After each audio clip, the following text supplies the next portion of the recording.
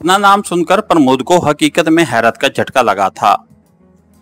अगरचे उसने डॉक्टर को या डॉक्टर ने उसे आज से पहले कभी नहीं देखा था, लेकिन सबसे बड़ी बात यह थी कि प्रमोद मेकअप में था और उसके बावजूद डॉक्टर नासिर ने उसे पहचान लिया था।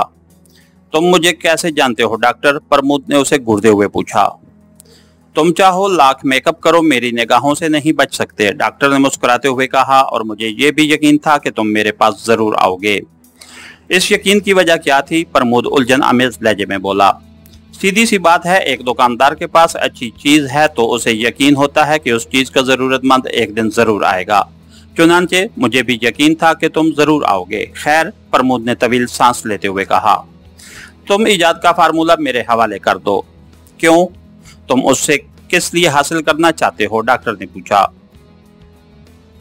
मेरे मुल्क को उसकी जरूरत है, प्रमोद ने बेसाख्ता जवाब दिया। लेकिन उसकी तो मेरे मुल्क को भी जरूरत है ना, डॉक्टर ने मुस्कुराकर कहा।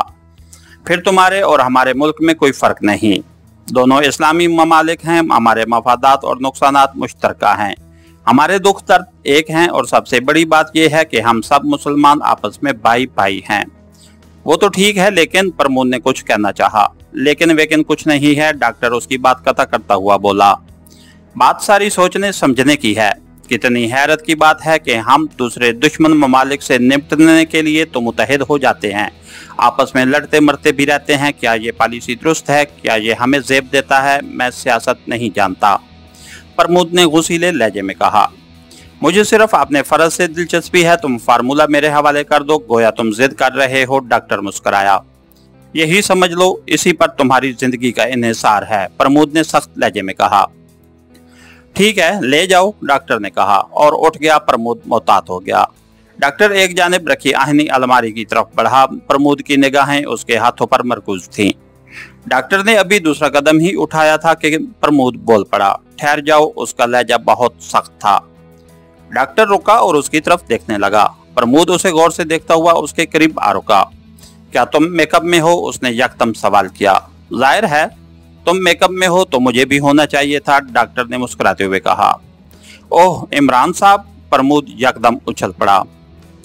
शुक्र है तुमने पहचाना तो सही, डॉक्टर ने मुंह बनाकर कहा। मैं तो समझ जा था कि ख्यालात के साथ साथ तुम्हारी आंखें भी बदल गई हैं, लेकिन आप यहाँ कैसे?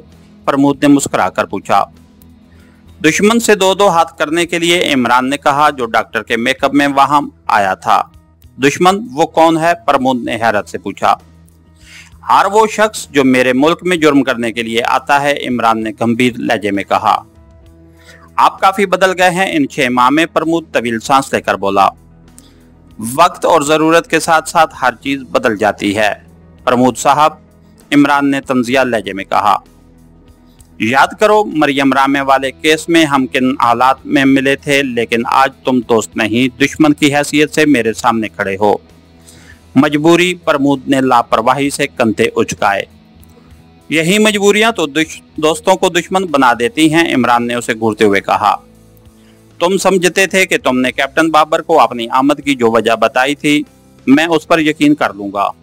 मेरी गलती थी, प्रमोद ने कहा। तो ठीक है, खामोशी से वापस लौट जाओ, इमरान ने कहा। तुमने अपनी गलती का इतराफ कर लिया है और मैं भी इस वाक़े को भूल जाऊंगा, लेकिन मेरी ये भी मजबूरी तो है कि मैं यहाँ से खाली हाथ नहीं जा सकता, प्रमोद ने मुस्कुराते हुए कहा।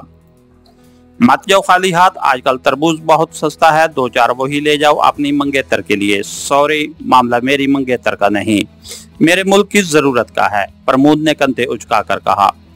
उसकी तुम फिक्र मत करो, मैं कल ही 7 ट्रक खाद, 3 ट्रक साग, 2 ट्रक बैंगन और 1 ट्रक अंडे तुम्हारे मुल्क भिजवा दूंगा। लेकिन मुझे सिर्फ फार्मूला चाहिए, प्रमोद अपनी बात पर जोर देता हुआ बोला।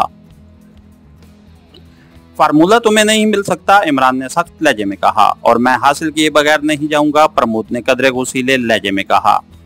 यार जिद मत करो, अच्छे बच्चे बनो, इमरान ने मुंह बनाकर कहा। कन्फ्यूशियस ने भी कहा था कि बुजुर्गों का कहा मानो, जिद न कर, रब रब कर, आप ही अच्छे बुजुर्ग बन जाएं तो क्या फर्क पड़ता है, प्रमोद ने कहा। मैं तुम्हारे फायदे की बात कर रहा हूँ, मेरी तरफ से चाहे तुम पूरा हाल रोड खरीद लो, मुझे क्या, तो फिर फार्मूला मेरे हवाले कर दीजिए, प्रमोद ने सख्ती से कहा। अगर मैं ऐसा ना करूं तो, इमरान ने ठीके लहजे में कहा, तो फिर वही डॉलर वाले केस की सी पोजीशन बन जाएगी, प्रमोद ने कहा। वो बात कुछ और थी प्रमोद, इमरान ने गुस्से से कहा। वो एक गैर मुल्की साइंसदान की इजाद थी। ये मेरे मुल्क की इजाद है। वो तकरीबकारी के लिए थी, ये तामीर और तरक्की के लिए है। कुछ भी हो इमरान साहब, मैं फार्मूला हासिल करके ही जाऊंगा, प्रमोद ने फैसला कुन लहजे में कहा।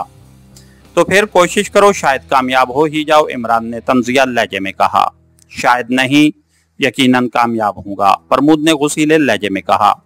उसके लिए तुम्हें मेरी लाश पर से गुजरना होगा, इमरान का लहजा भी अटल था। प्रमोद रिवाल्वर की नाली उसकी जानिब किए अलमारी की तरफ बढ़ा और इमरान बेचैन हो गया। दूसरे ही लम्हे इमरान ने रिवाल्वर की परवाह किए बगैर प्रमोद पर जस्त लगा दी। इसके साथ ही हमारी आज के एपिसोड का इख्तिताम हुआ। कहानीकार चैनल को लाइक कीजिए, सब्सक्राइब कीजिए और बेल आइकन को प्रेस कर दीजिए ताकि हर आने वाली नई वीडियो आप तक बर वक्त पहुंच सके। शुक्रिया।